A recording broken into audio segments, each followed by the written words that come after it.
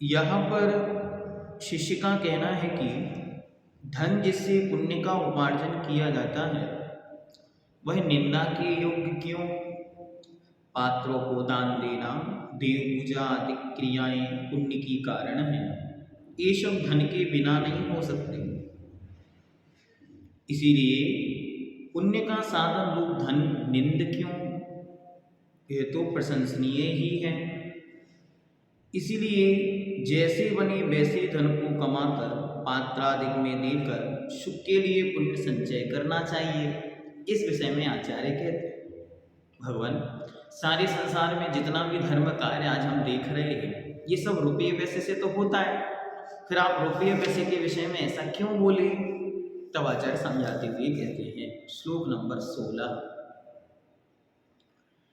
त्यागाय श्रेयसे वेत्त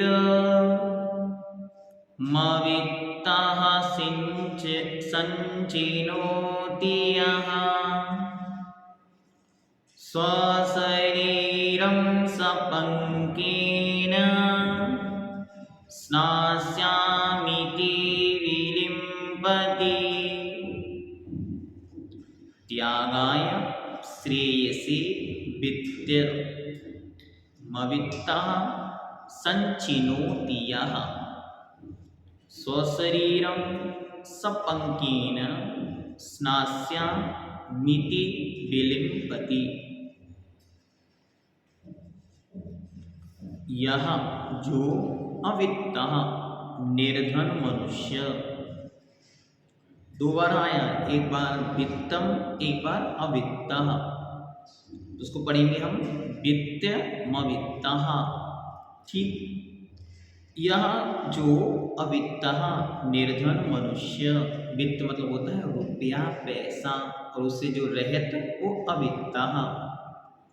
त्यागाय दान रूपी श्रेयसी पुण्य के लिए, वित्तम धन को संचिनोति संग्रह करता है, सा वह मनुष्य, स्नास्यामि मैं स्नान करूँगा, इति इस प्रकार से विचार करके स्वशरीरम अपने शरीर को पंकेन कीचड़ से विलिम्पति लिप्त करता है। क्या महत्वपूर्ण शब्द, और उनके साथ आचार्य भगवंत के उदाहरण इतने फिट बैठते हैं, गजब। आचार्य कहते हैं कि लोग कह रहे हैं कि मैं रुपया और इकट्ठा करूं, अयाह से करूं, अन्याय से करूं, अनीति से करूं, जैसे बने वैसे पैसा इकट्ठा हो जाए जिससे मैं यहाँ के पंचकल्याणक में महापात्र बन जाऊं, ये करके धर्म ध्यान कर लूं, कहीं किसी प्रकार से मैं कुछ अच्छा काम करा दूं। तो आचार्य से कहते हैं आप ऐसा विचार कर रहे हैं जैसे अभी मुझे स्नान करना है, इसलिए मैं कीचड़ लगा लूं। अरे स्नान करना है तो कीचड़ लगाने की क्या जरूरत है? ऐसा आचार्य समझाते हैं। देख, बहिरात्मा मनुष्य धर्म साधन में रुचि न रखकर केवल धन संचय में लगा रहता है। वह सोचता है कि यदि मैं बहुत सा धन इकट्ठा करके खूब दान करूँगा, अच्छा मकान बनवाऊँगा, सुख पाने के लिए विषय भोगों की सामग्री जुटाऊँगा, परंतु आत्मा को सुखी शांत संतुष्ट करने के लिए निज आत्मा का रस आस्वादन करने की ओर तथा आत्मा की ज्ञान निधि चारित्र्य को बढ़ाने की ओर उसका ध्यान नहीं जाता। अब महाराज आध्यात्म की ओर लेके जा रहे हैं। आध्यात्म क्या है? कहाँ हो आज तक? मात्र रुपया पैसा में ही धर्म मान रहे हैं। इन्होंने पहली बोली ले ली, उन्होंने दूसरी बोली ले ली, यही धर्म है क्या? ये डांट लगा रहे हैं महाराज पूज्यपाद देव, भाई ऐसे काम मत करो, ये सब तो ऐसा हो रहा है जैसे कोई स्नान करने की इच्छा से कीचड़ लगा रहा हो। वह ऐसी ही मूर्खता करता है जैसे कोई मूढ़ मनुष्य स्नान करूंगा ऐसा विचार करके स्वच्छ शरीर पर कीचड़ लगाता है, क्योंकि सज्जनों की संपदा शुद्ध धन से नहीं बढ़ती जैसे शुद्ध जल से नदियां कभी पूर्ण नहीं होती।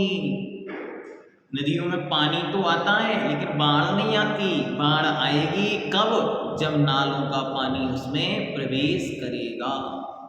ऐसे ही गृहस्थ के जीवन में धन, रुपया, पैसा ये आएगा तो मर्यादित रह सकता है, लेकिन धन संपत्ति जब अद्भुत आएगी तो वह नियम से कहीं ना कहीं पाप में संलिप्त होगा, और जब पाप में संलिप्त होगा तो वह नियम से पाप कर्म का फल भी भोगेगा। इसलिए ये मत कहो कि हम धर्म के लिए कुछ अर्जित करें, अपितु जो अर्जित करें उसमें से दान धर्म अवश्य करें। भगवान समंतबद्ध देव लिखते हैं ये दान क्या है, तो कहते हैं ये दान उस पानी के समान है जो खून के धब्बों को धो देता है। जैसे किसी व्यक्ति को कहीं खून का धब्बा लगा हुआ है तो पानी के माध्यम से धोता है, वैसे ही जो धर्म उपार्जन में आरंभ सारंभ में जो पाप कर्म अर्जित किए हैं उनको धोने के लिए ये दान है। ऐसा नहीं है कि मैं दान में पानी इकट्ठा कर लूँ खूब सारा, क्यों? मुझे अभी खून निकालना है। नहीं, ये काम मत करो। पाप कर्म का अर्जन करने से तो आचार्य भगवंत ने बड़ी सुंदर बनती है, वो जगत में खूब प्रचलित है। क्या? कुपूत कपूत तो काधन संचय, और पूत सपूत तो काधन संचय। ये पंक्ति भगवान समंतबद्ध देव की ही है। अत पापाश्रवो संपदा किम प्रयोजनम।